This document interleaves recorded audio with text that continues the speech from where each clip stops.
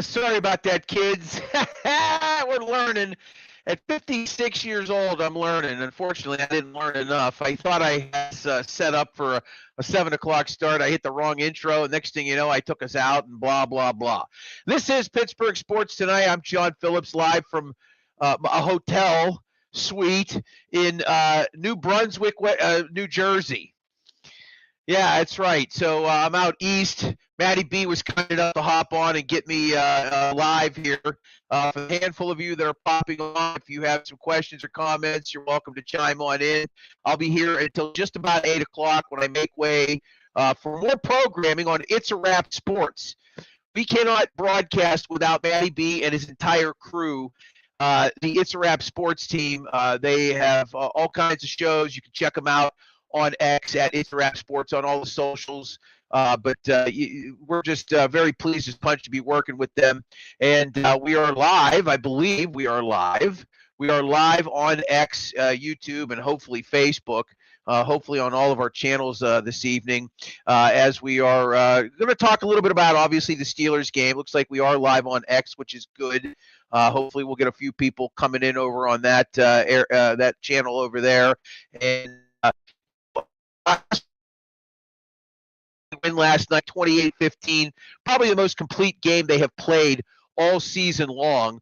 The Steelers did, and they looked extremely good in the process of it. It was a tight game, obviously, in the first quarter of that contest last night at Acrisure Stadium. The Dolphins actually got out to a 3-0 lead, but then for what it's worth, the old man, the Unk, as he's been called by more than a few people, Aaron Rodgers just started to really put it together offensively. 4 consecutive touchdown drives for the Steelers in this game. Best performance of the year. Best performance of the year. Given the fact that the Dolphins had come in winning 4 straight. And 5 of their last 6, including a victory over the Buffalo Bills, a convincing one at that kicked off their 4-game winning streak. So, when you take those things into consideration, they forced an early turnover from Tua Tagovailoa, but they slowed down the running attack. That was the big key for the Steelers yesterday. Was that they were able to hold the Dolphins in the ground possession. As I'm looking up the stats here online, they won the time of possession battle, 33-26. They only allowed Devon a chain 60 yards rushing. He only had 60 yards on the ground. And he did catch 6 passes for 67 yards. So, he had a combined 127 yards coming in. But the Steelers, who came into that game with no T.J. Watt, they lost Derek Harmon, who was a late minutes. He was on the inactive list around 7 o'clock or 7:30 when they finally released that. So 2 players, obviously their most expensive player and arguably their best player, and then a guy who has helped them improve their run defense by about 100 yards a game when he's playing and he's healthy. They held Miami to just 63 yards rushing last night. Such a critical stat that I can sit here and tell you right now. A big reason why they were able to win last night. Even though Tagovailoa was 22 of 28 in this game, which is pretty good for him. He had the early interception, but the Steelers were able to limit Miami at running the football. Conversely, let's talk a little bit about the team statistics, and let's look at 3rd down and 4th down. Obviously, and this is one of the things about using this is the one thing about using these pages online is that you've got to deal with the commercials. So here you're looking at the 3rd down efficiency. Miami was just 2 of 8. The Steelers were not much better at 4 of 13. Both teams were perfect on 4th down. The Steelers were 3 of 3. I like the aggressiveness of Mike Tomlin last night, and it reminded me of Mike Tomlin when they had the Killer Bees. When they had the Killer Bees a few years ago, Tomlin was very aggressive, and rightfully so. Ben was still a very effective quarterback. Le'Veon Bell was certainly in the prime of his tenure in the NFL. Antonio Brown was at peak performance, right? They were a well-oiled offensive unit at that point in time.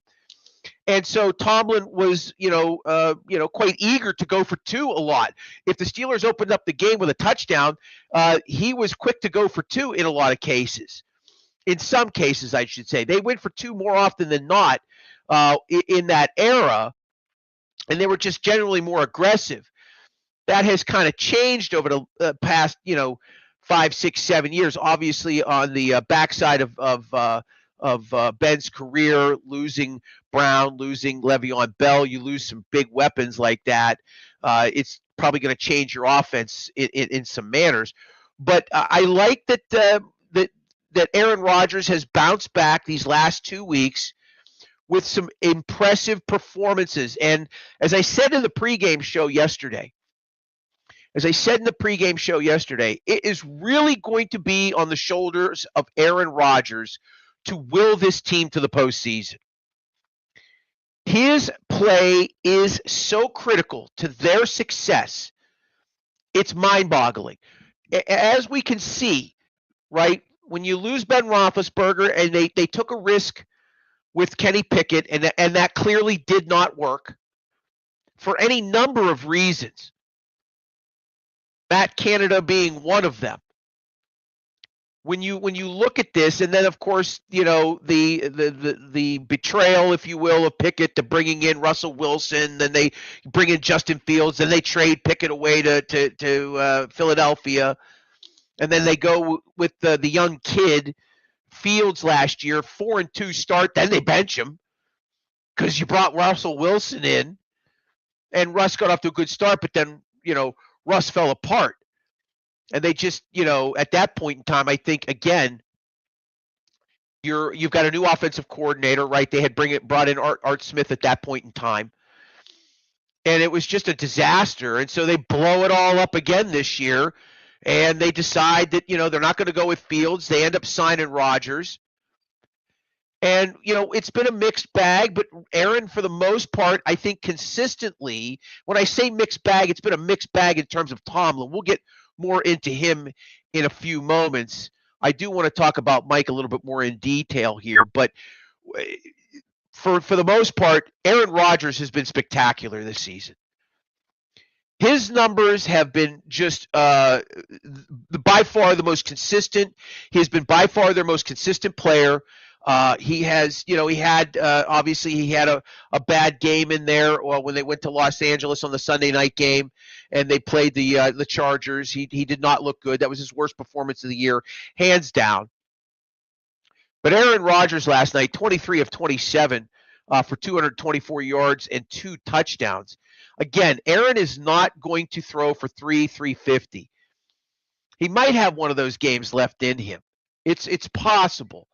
But the truth of the matter is that if you get 23 out of 27 from Aaron Rodgers on a consistent basis, right, not turning the ball over. He took 3 sacks last night. Those are going to happen.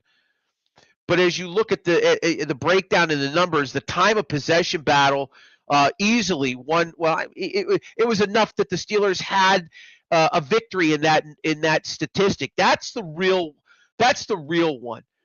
I think when you're looking at teams of this nature, and we talked about the Buffalo game where Buffalo had the ball for nearly 42 minutes because they just ran the ball down our throats. Over 250, 260 yards rushing as a team, right? They set the stadium record for most rushing yards by an opponent in that game. But the Steelers had 22 first downs. They got 11 of them passing. They got 8 of them on the ground. They got 3 of them on penalties, and those were all generated by Aaron, knowing that there were 12 men on the field, being able to read the defenses and get the defenses to either commit a turnover or he sees something that leads – or I'm sorry, not a turnover, a penalty that leads to a first down. So his play has been the best of all of this team all season long. But to be able to string 4 straight touchdown drives, starting late in the first half to take the lead at 7-3 just before halftime, to come out of the gate and score a touchdown, then force the Dolphins to punt, and then another nice drive that culminates in another touchdown, DK Metcalf, to make it 21-3, and then again forcing Miami to punt, and then they put together a nice drive of 9 plays, 81 yards. That's all Aaron Rodgers. And we'll talk about Kenneth Gainwell. I mean, Gainwell, by far the best free agent signing of the Omar Khan era, without a doubt. And the season isn't even over. Last night in the postgame, Aaron Rodgers talking a little bit about wanting Gainwell in here because he liked what he saw from him when he was playing for Philadelphia. Right? The Jets, I believe, played the Eagles last year, and he got a chance to see him play up close and personal. Boy, Kenneth Gainwell has just been dynamite. 80 yards rushing last night, over 40 yards catching. He just looked fantastic. The Steelers with a huge victory. And now they've won 2 straight, and they're going into this game against the Lions. We'll talk a little bit more about that as we move along here. This is the Pittsburgh Sports Tonight. I'm John Phillips. If you have any comments on X, YouTube, or Facebook, you can drop them in the comments section. We'll be happy to address those to you. I know the lighting's a little wonky here in the hotel room. No, I don't want to leave the site. I'm just going to probably leave this alone. Hopefully you're enjoying this show. We will be on the air every Monday and Tuesday for the foreseeable future here. Next week, we will have shows on Monday and Tuesday. We're lining up some guests for next week. It is the holiday season, so getting guests might be a little difficult, but if I can't talk for an hour, what am I really worth? 25-year radio career doing shows of 4 hours by yourself. You know, this is child's play, but we certainly want to make sense and hopefully entertain you along the way. All right, so let's talk a little bit more about Mike Tomlin. As I had mentioned in the pregame show yesterday, several times in conversations with a number of our guests, our regular guests, this has been probably the most up and down season in 19 years as head coach. And yeah, it was bad a couple weeks ago. It was pretty bad a couple weeks ago when this team came off the loss that they did against Buffalo. It was horrific. They looked terrible in the second half of that game. They got absolutely destroyed. They got manhandled. They had come off the previous week in a 3-point loss to Chicago on the road, a game that maybe they could have won. At one point they were ahead. But they end up losing that game as well. And so, you know, in between that, they had a win against Cincinnati, but then a loss on the Sunday night. So they were coming into that Baltimore game having lost 3 of 4. And they were at 500, and things looked really bad. It was bad. Social media was ablaze. Everybody was calling for Tomlin to be, gotten rid of at the end of the year. I even wrote an article about it on our Steel City Sunday Facebook page. Just being time, but for that to have happened, they needed to lose out or just, finish below 500, not make the playoffs. It looks messy like it had been the previous 2 weeks. Maybe that forces a change. Clearly not going to happen now. Clearly not going to happen. The Steelers are in a bit of a driver's seat with just 3 weeks left. They cannot clinch a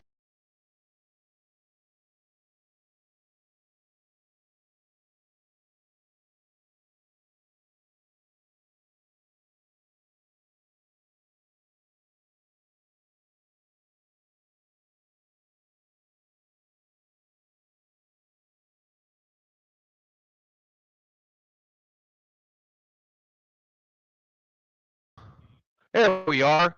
I don't know what happened there. I didn't touch anything, I swear. Just a little glitch. It's a little glitch in the matrix.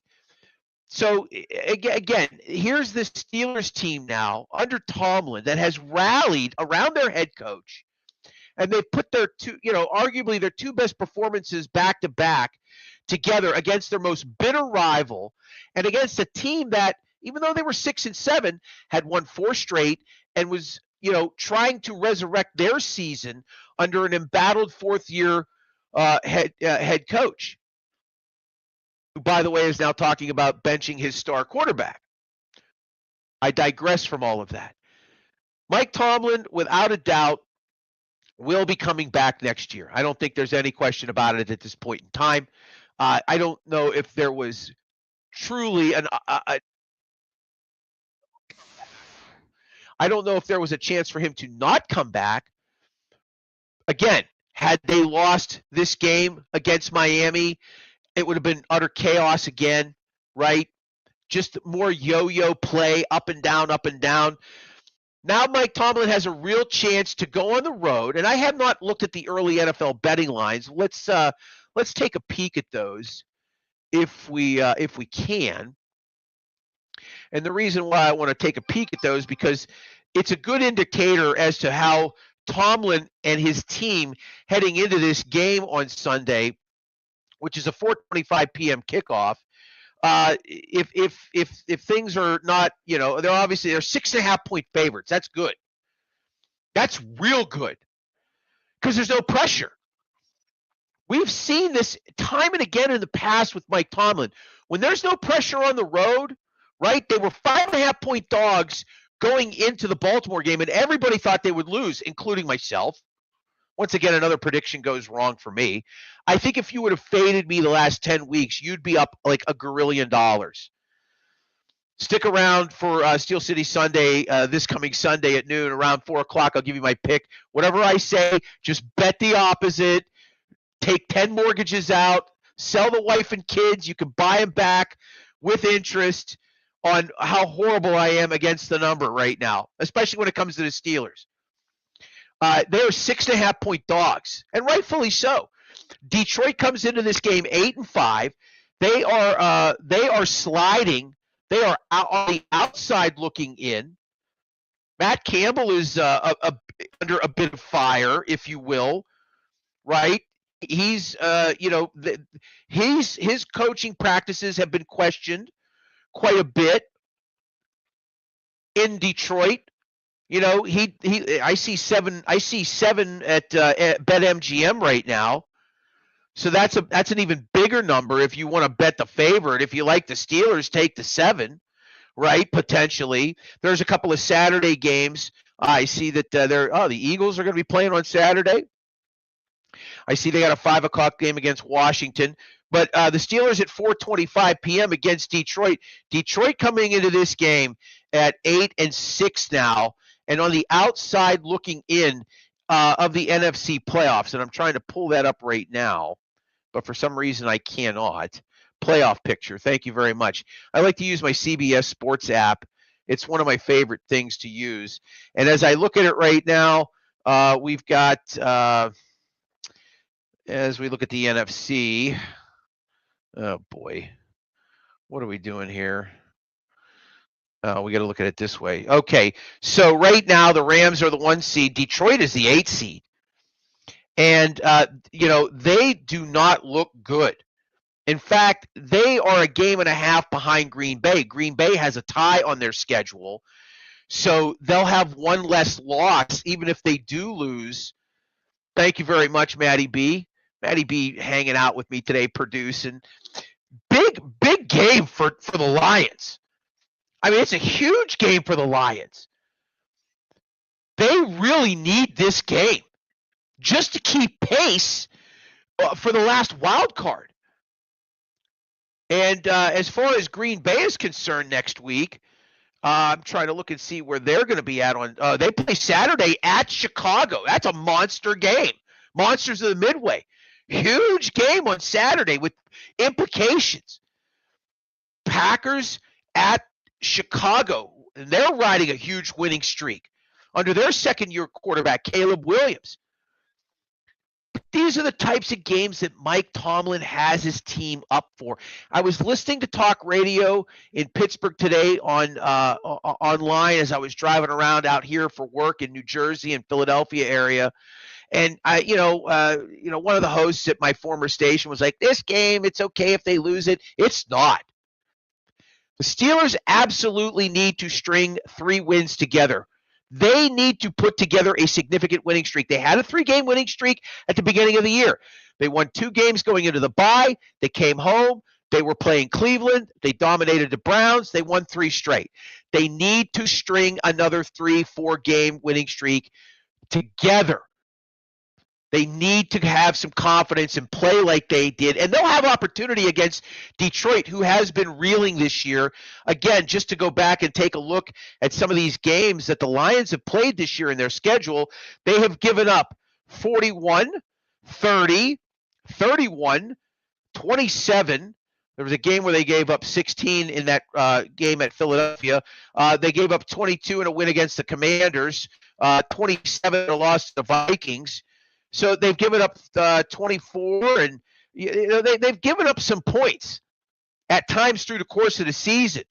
Defensively, they've had some weaknesses, and if this Steeler offense continues at the pace that they're going, could easily be a shootout. Could easily be a shootout. Can the Steelers run the ball again? Can they put together another decent effort like they did last night with Gainwell? Hopefully Jaylen Warren will get over the flu, right? You want a healthy Jaylen Warren because that 1-2 combination can be effective, has been at times. Last night, Jaylen had a few spots where he looked good, but he really didn't touch the ball a heck of a lot last night. I'm trying to pull down the team stats and the game stats here. Again, just to kind of look at the box score stats. They need both those running backs. They can control the football. And with Rodgers completing 86, 87% of his passes, oh boy, if you can put together 100, they had 135 yards rushing last night.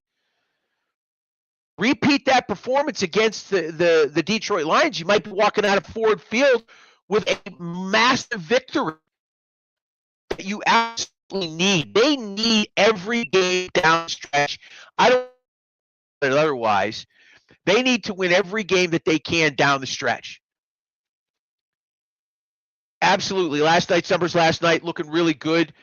As I mentioned, running the football, so important in this league. Even though it's a passing league, you really win by controlling with some semblance of a running game. If you can post 120, 130, 140, 150 consistently, you're going to win a lot of football games in the National Football League, even in today's game. Even though the aerial attack is important, you can do what Aaron Rodgers has done. And it just, pulling up some of his game log numbers here and just looking at some of his full splits, he's not thrown. He's not had I don't think he's had a 300-yard game all season. He has, here's his game log. I'm just trying to pull his game log up here real quick on another computer. As you look at his game log right now, has not had a 300-yard game. The biggest passing game he's had all year was last week against Baltimore, 284. But you look at his passer ratings, and he's been real solid. He had a passer rating of 125.9 last night, 103.1 the week before against Baltimore. And again, if you look consistently in the wins that he's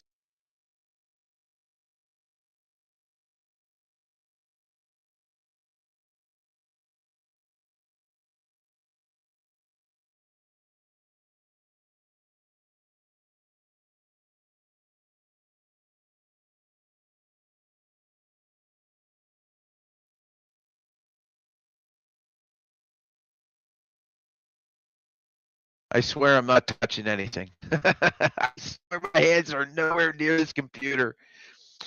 All right, hopefully we can get some of you back here in just a few moments. We are Pittsburgh Sports Tonight. I'm John Phillips. Be on the air for about another 25 minutes or so, and then we will make way for more programming here on the It's a Wrap Sports Network. Again, Matty B and his crew, very kind to make us part of their network. They have tons of shows. We want to make sure that we highlight some of those before we get off the air this evening. But It's a Wrap Sports is the big reason why we are on the air. And that's something that I don't want to make light of or not plug, because without the help that we get from them, we cannot do what we're doing here. So let's see here. I'm trying to pull them up here so I get this page set up. There we go. It's a Wrap Sports Network. Let's tell you a little bit. Saturday, they got a bunch of programming here for the week. Thank you very much, Matty B. Later this week, we got the final word with Matty B. That's at 9 o'clock tonight here on the network. Thursday, the Birds Blast with Kyle Quinn. They've got a ton of Philadelphia shows, obviously. Wednesday night at 8 o'clock, we have the Pittsburgh Sports Desk. I'll be on that show with Bill Akins and crew. And as you can see, lots of hockey talk. Saturday, they've got their post-game show with the Eagles and Commanders game sometime after 8 p.m. Of course, our pregame coverage on Sunday starts at noon Eastern. Steel City Sunday, noon Eastern from North Park Lounge, Richland Hilltop Event Center. But again, the good folks at It's a Wrap Sports Network help us get on the air with all of our shows. And we appreciate those of you coming back in. Sorry about that. I'm still learning. Matty B, kind enough to hop in here and help me while I'm traveling on the road here. But we will continue to talk a little bit more about this team. I do want to talk a little bit about the Penguins. I'm not a big hockey guy until February, but we'll get into the Tristan Jarry trade here in a few minutes before we end the show. I do want to continue to talk more about Tomlin and what we're seeing from him, obviously. It is true that the players do love him. Right. One thing has been said over the years is that the players do enjoy playing for him, and I think they've really rallied around him the last few weeks because he was embroiled in some hot talk, the hottest of his career. Again, having covered this team over the years, having spent 6 years at 93.7 The Fan, working inside that locker room for a couple seasons, working for not just The Fan, but, writing opinion columns for Behind the Steel Curtain, one of the big Steeler blogs. I wrote for them for 4 seasons, was in that locker room for 3 of them. And, it's definitely the hottest it's ever been. Right, it's definitely the hottest it's ever been for Mike, and I think the players rallied. I think they probably had a closed door meeting of some kind, or Aaron had a little heart to heart. The veterans, Cam Hayward, a couple of them got together and probably just said, hey, we have to demand better from ourselves, especially that defense for as much money as they're being paid, and they've rallied around their head coach. I've never knocked Tomlin's ability to have his players' ear. I think sometimes he's allowed players, especially star players, to get away with an awful lot. Ben Roethlisberger got away with some things until he didn't. Right? Antonio Brown got away with things until he didn't. Martavis Bryant, George Pickens. Right, malcontents, traded away a very good player who was just never really found a good footing here. And the quarterback position was definitely a part of all of that. And you can knock Tomlin, and I've cited it chapter and verse, his inability to manage a clock, his issues with challenges. Still the only coach in the history of the National Football League in the challenge era to lose all of his challenges over 2 consecutive seasons twice, minimum of 3 challenges each year.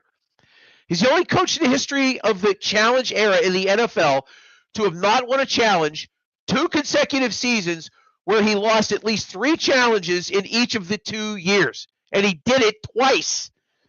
That's hard to do. Right? He'll carry timeouts into into halftime.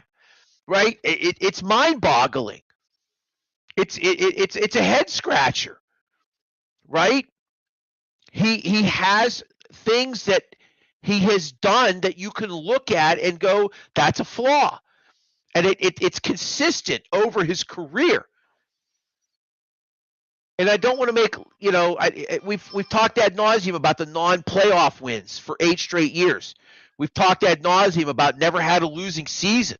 We talked ad nauseum about, well, if they got rid of him, he'd have a job tomorrow. Great. He'd have a job tomorrow.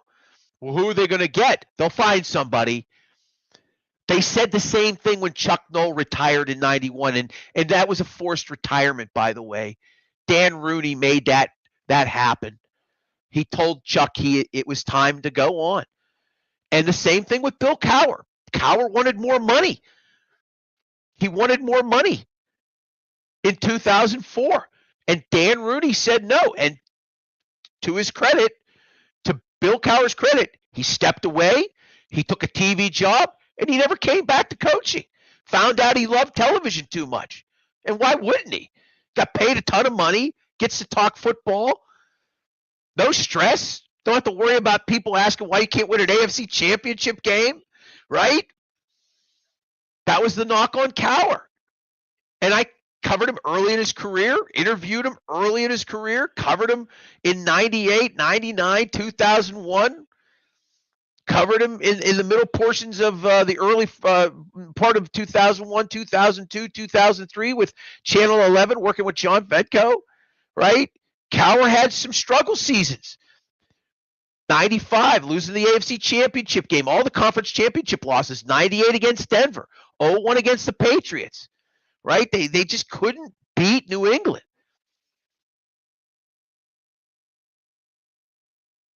Tomlin has found himself in a great position, right? He Dan Rooney hired him and handed him a Super Bowl championship roster that had just won a Super Bowl a few years prior. He managed to get him to 2. He has a lifetime appointment. I don't think that's unfair to say. And I think, maybe Art's starting to kind of feel like, okay, we need to see some progress. Maybe they do get a victory in the postseason this year, but they got to get there first. Mr. Steeler fan checking in on YouTube. If Cowher actually had a QB, he may have started another dynasty. He had Neil O'Donnell. I was not a huge Neil O'Donnell guy. We'll talk about that in a moment. That's a great graphic to bring up. Thank you very much, Matty B. As Mike Tomlin climbs the ladder in terms of victories. Mr. Steeler fan, he could have started another dynasty with a quarterback. Bill had Slash. He had Cordell Stewart for a period of time. They just couldn't put it together. They lost that AFC championship game. I was at that game. I covered that game because I was doing evenings on Ardmore Boulevard on the Steelers flagship in 98. I was at that AFC championship game. I covered that game. That was at the end of Elway's career. Elway came in and they won that game. And, Slash did not have a good game. I think he had 3 interceptions, if memory serves me correct, in that championship game. And so he had some decent quarterbacks along the way. And obviously when he got Ben, they were able to get to a Super Bowl and win. Mr. Steeler fan also telling us he did get a franchise quarterback and then nearly won, and then, of course, did win a Super Bowl. Yeah, he did. If he had Kelly, Marino, Aikman, or even Rich Gannon, yeah, sure. But Mike Tomlin has put together an impressive record over the years. He's 12-0 on Monday Night Football at home. He has just been dominant in these primetime games at home. He is now, I think, tied for 10th all-time in wins. I think that was the graphic that Matty B had brought up. I think he's now 10th all-time in wins. He is inching closer and closer to the Emperor, Chaz Henry Noll, for all-time wins as a Steelers head coach. These are regular season wins, I should say. And the accolades are deserved. I've never once said that Mike Tomlin doesn't deserve the laurels because he's earned them all. He has earned them all. And Mr. Steeler fan, thank you for checking in on our YouTube channel this evening. Again, folks, on all of our social media sites at Steel City Sunday, you can find us on Facebook, YouTube, Instagram, X, and TikTok. We'll have some more content for you tomorrow on all of those pages. But yeah, he struggled with not having a franchise quarterback, although he had good quarterback play at periods of time. They just could never put it together. And I'll still say that the 94 loss in January 95 AFC Championship game loss to the San Diego Chargers was the worst of his career. That was the worst of the Bill Cowher era. Okay, they lost those Patriot championship games. They lost that one in '98. That was not a good one. Cordell did not play well in that contest. But that one in '95, I was certain they were going to win that game. I was working for a sports radio network in Las Vegas at the time. Was producing the Pete Rose show, and my network was like, "You're going to the Super Bowl. If the Steelers go, we need you there." I'm like, "Okay, great," because I had just left Ardmore Boulevard and the Steelers flagship to take a job in Las Vegas to go work with Pete and this radio network. I was 24, 25 years old at the time, and I'll never forget watching that game at the Las Vegas Hilton and just being so sad. The Steelers have not won in Philadelphia since 1965. Matty B, I love you. You're the best. So yeah. So look, it's the history of coaches, the Steeler coaches, the last 3 decades, and the playoff failures are well pointed out. Steeler fans saying, "I like Tomlin, but can he find a better supporting staff?" Look, Todd Haley brought this up on the pregame show yesterday. The Steelers, they run a skeleton crew. They always have one of the smaller coaching staffs in the National Football League. Look, the Rudies are frugal. Do we trust him to develop a young quarterback? No, absolutely not. I don't think so. Why are we so excited about drafting a franchise quarterback in this upcoming draft? I quite frankly think that they might bring back Aaron Rodgers next year, depending on how things finish. If they win the division and they get a playoff win and they look good in a divisional loss, I would not be surprised if Aaron Rodgers comes back for one more year. Why wouldn't he? It will have turned out to be a pretty successful season, to be quite honest with you. And that having Rodgers and the stability that he brings, that he has brought this year, he's brought stability to the position that they haven't had in 3 seasons, right? Since Ben left, he has brought that. And who's to say that they do take a quarterback? I don't know what the quarterback, carousel or the who's going to be available for the draft in 2026. Okay, I have no idea. I think there are still some quarterbacks playing. I know a few people have declared, but we'll have to wait and see. Do we wait for Arch Manning? I don't know if I want to wait for Arch Manning. I don't know if Arch Manning, look, most of these guys coming out of college miss. They just do. Look at the handful of quarterbacks that have come out in the last 10 years. I'd say, and I don't know this number, let's just say going back to 2016. We've had 9 drafts since then, right? 10 drafts. How many are elite that were first-round quarterbacks? Mahomes, Josh Allen, Lamar Jackson. Elite. Like the best of the best. Who are we talking about here? Brock Purdy's been good, but he was a 6th-round draft pick. He was Mr. Irrelevant, for crying out loud. And he's been to, 2 Super Bowls? Trevor Lawrence is slowly coming along. He's having a good season, but a lot of people have questioned him. He was top 5 or top 3 pick, right? Caleb Williams having a good second season, right? He's having a good second season. Bo Nix having a very good second season. Drake May having a very good second season early in their careers.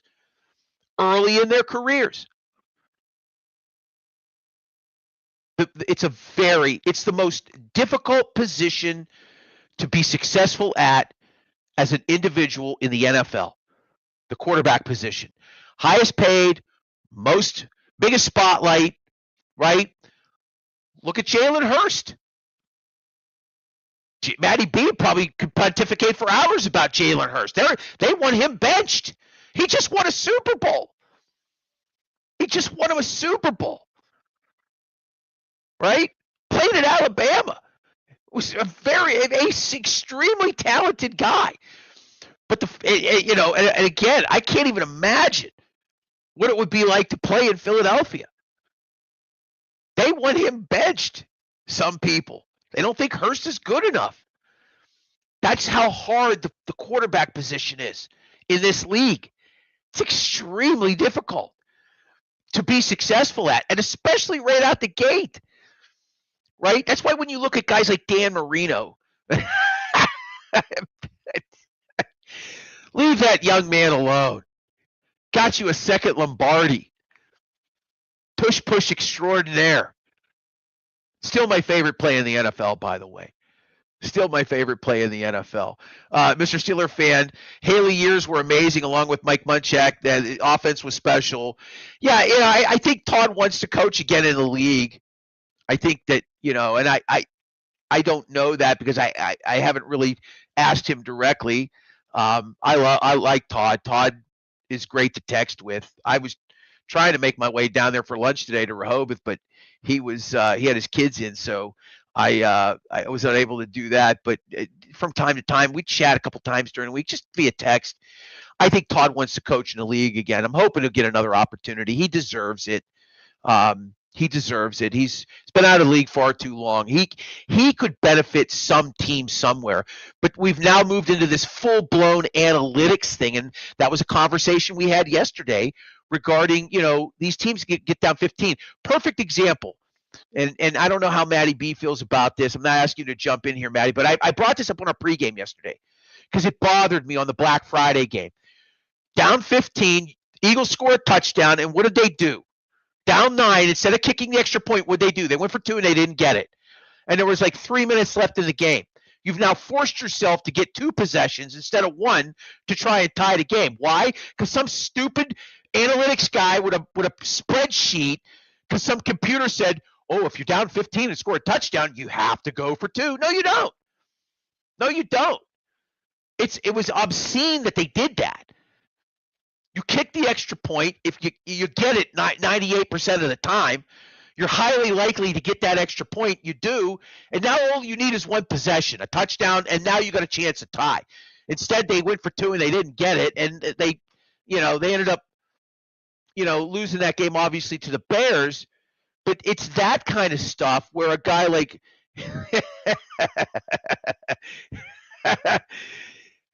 not a bad coach. Again, the heat that Tomlin takes. I had a stat a few weeks ago. Somebody had a stat since Tomlin's last playoff road win. 20 coaches in the league have had road wins and have been fired, of which 12 were fired. 1 didn't come back. Another one retired, and 6 are still coaching. And 1 guy got fired twice, and he helped the Eagles win their first Lombardi trophy 6 years ago. He went to Jacksonville and won a playoff game and still lost his job again. That's how crazy it is to coach in this league. That's how hard it is to succeed. This is Pittsburgh Sports Tonight. I'm John Phillips. For the handful of you that are here tonight, thank you for checking us out. Thanks for tuning in. We appreciate you. This is a brand new show. We're going to be on the air Mondays and Tuesday nights at 7 o'clock. I promise to have a better handle on things next week. Traveling on the road for the day job is a little bit of a stressor, but once I committed to this for It's a Wrap and just myself, I just want to be able to talk again and just have a little show here and there. We'll have guests along the way, a wide variety of guests. They don't even necessarily have to be Pittsburgh related, although I will bring some professional wrestlers on here. I can tell you that right now. I'm going to have some 1980s wrestlers on at some point in time. I've got a couple emails out to a few of them that wrestled in Pittsburgh. I've got stories for all of that. We'll talk about that as the weeks progress here. I know we're heading into Christmas next week and the New Year's after that, but we will have shows here on Monday and Tuesday next week at 7 o'clock. The Pittsburgh Penguins traded Tristan Jarry. And so we're going to switch to this story here. We've talked enough Steelers. The Edmonton Oilers got Tristan Jarry in a trade. The Penguins sent Sam Poulin, a forward, to Edmonton. In exchange, the Penguins got Stuart Skinner, who's a native to Alberta and Edmonton. They got a defenseman as well and a second-round pick in 2029. Look, Tristan Jarry had a very tumultuous tenure here in Pittsburgh as a hockey player. And the fans were none too happy with his play. I think the franchise was none too happy, obviously, with his play. And look, they've made a move. I'm going to sit here and tell you right now, for the Pittsburgh Penguins right now, a week from Christmas, and I know they've got they're playing tonight. They've got the Edmonton Oilers at home tonight. I want to pull up the score on that one right now. No score, midway first period, Oilers and Penguins. So, those presumably, I'm assuming that those goaltenders are playing against one another tonight. I did not check the box scores. Might as well take a look at those right now and see who's in net. Skinner's in net. Oh, Mozo Tristan not playing. Oh, yeah. I'm sorry, he is playing. And Jarry's in net for the Penguins or for the Edmonton Oilers tonight. So it should be Katie bar the door inside the old coal bucket tonight or inside the old paint bucket tonight at PPG Paints Arena. By the way, I went to my first Penguins game a few weeks ago in the new barn. 15 years I had never been to a hockey game. The last hockey game at home I had been to was the last one that they had at the arena when they lost to Montreal in Game 6 in 2010. Great arena for hockey. My goodness. Absolutely just stunning. Beautiful building, that sound system, that giant scoreboard that they have. Oh, what a place to watch hockey. A good trade for both teams. Right, a good trade for both teams. And again, just to look at the standings in the NHL right now, if you're the Penguins, you're hanging around. You're hanging around in conference play. You're just outside the wild card right now. It's early. The Flyers and Bruins hold the 2 wild card spots right now in the Eastern Conference, but they're only up a point on the Penguins and Devils, who have 37. I said this earlier, and it's shame on me to say this, but even when I was working in media on a regular basis, I didn't pay much attention to hockey until February. It's a long season. It is a long season. It's as long as baseball, and baseball's just a brutal sport to watch 162 times. Going to baseball games every single day and trying to cover a team on it, I couldn't even imagine. I covered the Riverhounds this year, 30 games this year, 30 plus playoffs and, Jägermeister Cup and whatever it was. I covered a whole bunch of soccer this year. That was a long year, and they only play 30 games, and I didn't cover half the road games. Imagine covering 162 or 80 plus. That's a long season. It's nice that they're in the thick of things early on. It's definitely helpful as they get into February, March. If they can stay in this area, within a couple of points or trade back and forth between Philadelphia, Boston, and themselves in and out of the wild card until February, maybe they make another trade deadline deal. Maybe they can add some more depth at scoring. Sidney Crosby and Evgeny Malkin are not going to be playing much longer. I know that makes the Philadelphia fans happy. I can tell you that right now. Because Sidney has tortured that team over the last 20 years.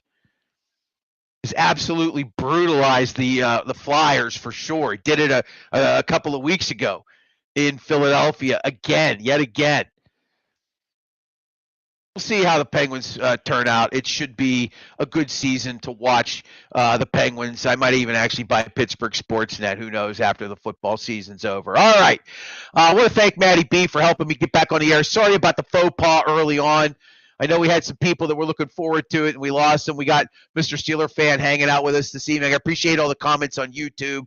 For those of you that have been hanging out tonight, I do want to remind you, tomorrow, 8 o'clock, the Pittsburgh Sports Desk, I will be on with Bill Akins. Matty B tonight at 9 o'clock with his final word. And then, of course, all the rest of the program through the course of the week. We'll try to put that up there. You go, line up for It's a Wrap Sports. I want to make sure that I talk about this stuff when I'm on the air here again because, when I got into this in August, it was very last minute. It was very last minute, and Matty B and the team have just been so kind to us, helping us every step along the way. Check out their programming. Please do so. Yeah, even if you don't like Philadelphia, please check it out. You might find out that you like a host. And Maddie and these guys that do the shows, we all know how obnoxious some people from Philadelphia, New York, and Boston can be. But they do provide entertaining personalities. And that's what drives eyeballs. And the guys that work at It's a Wrap Sports are definitely entertaining. You should definitely check out all the different shows, soccer shows, baseball, hockey. They do it all. They even have a Penn State show. They got a gambling show. Go to It's a Wrap Sports on all the social media sites. Go follow those guys. They do a fantastic job. All right, I'm going to wrap things up.